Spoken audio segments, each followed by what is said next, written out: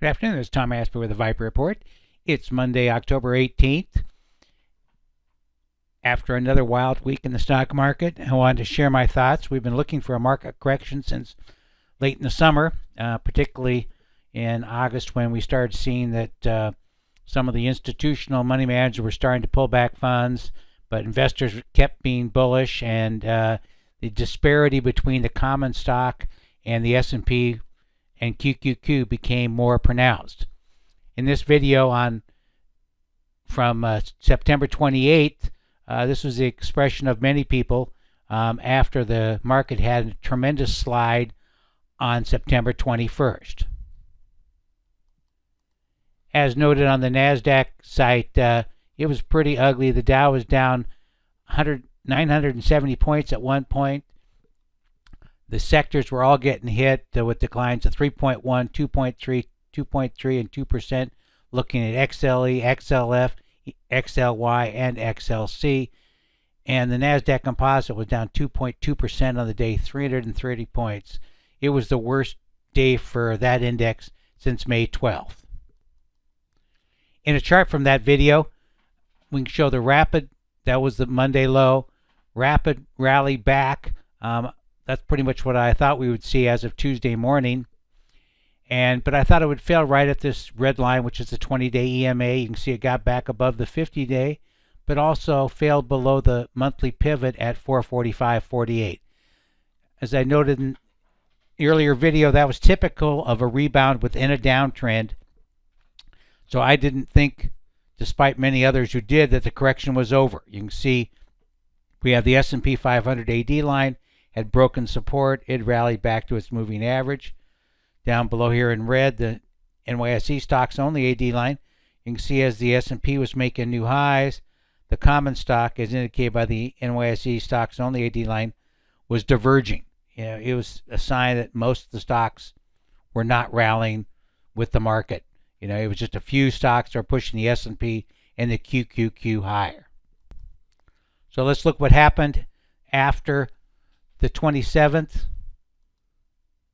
Bam, the 28th market gapped lower, closed sharply lower, made a new correction low on the 30th of September. Bearish sentiment was building here. You can see both the AD lines had reached their moving averages and had turned lower. Volume was picking up, and we were already at the S2 support for September, which was at just below 430. But an interesting thing that happened as we started October. You can see on October 1st, we made a new low and then closed higher. So the AD lines here you can show are showing higher lows, and even the beaten down NYSE stocks only started showing a positive divergence. Looking at my relative strength, the Diamond Trust looked the best of the major averages, and that was the one I put some orders in to buy at lower levels. You can see the market stabilized here as we got into, this is as of the 8th of October, gapped higher,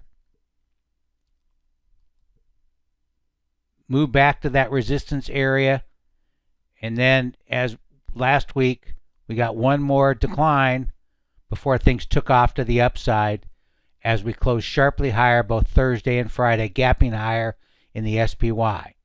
You can see what's happened with the AD lines here. They've moved above their prior peaks here. This is a sign that the worst of the selling is over. The stocks only is still below its downtrend, but it's getting closer to breaking that downtrend. That's pretty much what we're looking for to confirm that the market correction is over.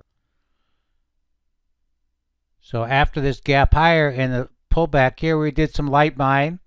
One market we liked was the consumer discretionary, the XLY. This is the chart from the Viper ETF report on October 4th. You can see we just pulled back into this uptrend support here. So we went 100% long on the open on the 4th.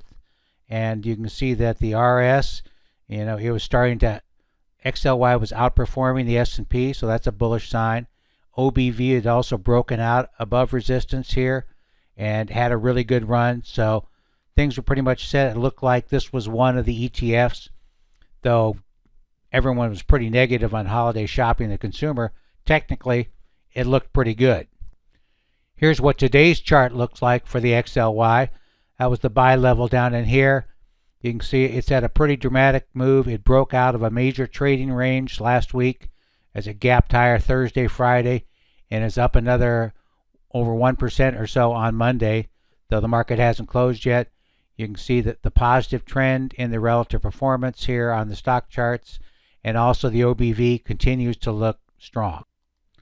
Also on the 4th, we recommended Phillips 66.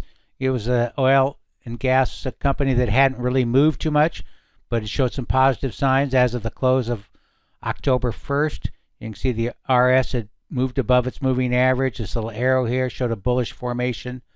OBV had broken its downtrend, rallied up above its moving average, pulled back, and then was higher, where our first entry level was hit on the 4th, and boy did we have quite a ride.